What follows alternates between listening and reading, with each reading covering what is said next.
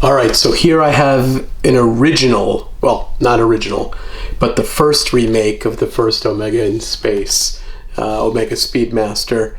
Now, I know everybody's seen the new fancy one all over the internet. What is it? It's like a blue-gray, whatever, dial. Really nice, really nice. I saw one in person. This one I've had like 5-6 years, but, lately, for some reason, I just got a bunch of new watches and I can't stop. Something wrong with me. But obviously when you look at your collection, sometimes you think, what's got to go? And I've been looking at this lately only because, look, this watch has held its value nicely. It's objectively, it's a nice watch, but it's plain. It's not like, I feel like because I have a lot of different watches now with different colors and stuff, it's like, do I really just need a plain black Speedmaster? And, I've been looking at it. I'm looking at it and I'm just like, okay, I can get however much money for it, maybe throw in another couple of thousand and I get something, I've been lusting over. I looked at the Tag Heuer Skipper. I love that. Or any of the other glass box models.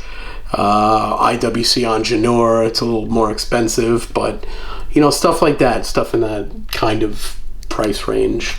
But you know what? I put it on this Uncle Seiko strap. It's the flat link with the solid end links. Got my sticker here, if you could see it, of course. But, so I put it on the bracelet. At first I was like, it's kind of jangly. You could see this is not going to make me want to keep this. But I got to tell you, I've been wearing it. You see the reflection off it. It's nice. It's really nice. And,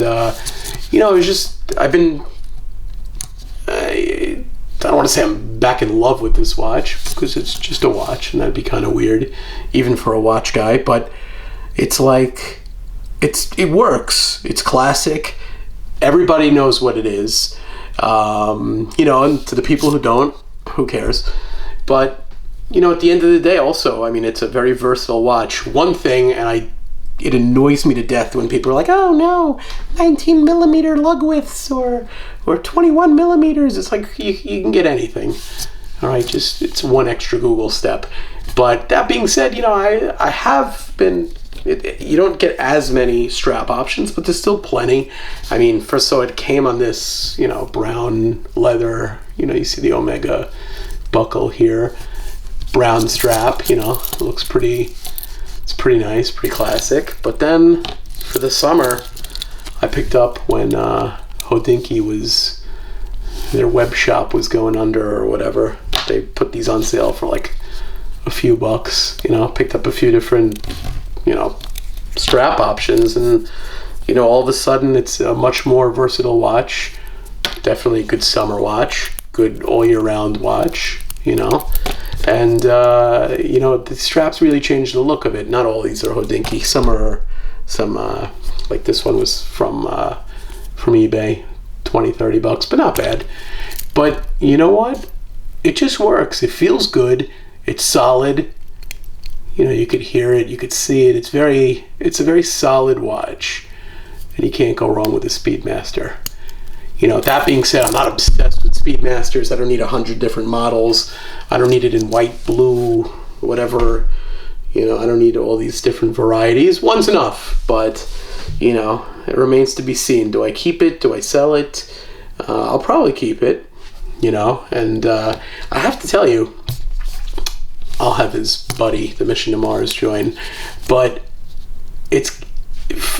I know it's probably supposed to be the opposite way around, but this got me into Moon's watches. I only have one.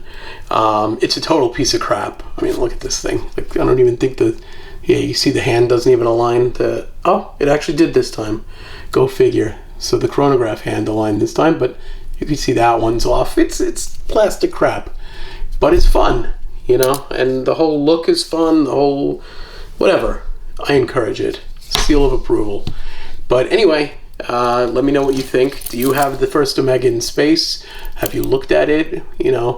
I happen to like also the fact that it doesn't have the crown guards built in, or whatever the case that kind of has a crown guard appearance. This is actually closer to the real quote-unquote Speedmaster shape-wise, but you know, I like it, and I like that it's 39 millimeters. It's a little thick.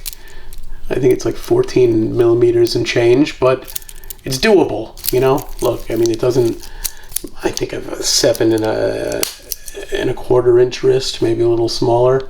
It's nice. Pardon the hairy arms. All right, sound off. Let me hear you. All right, till next time.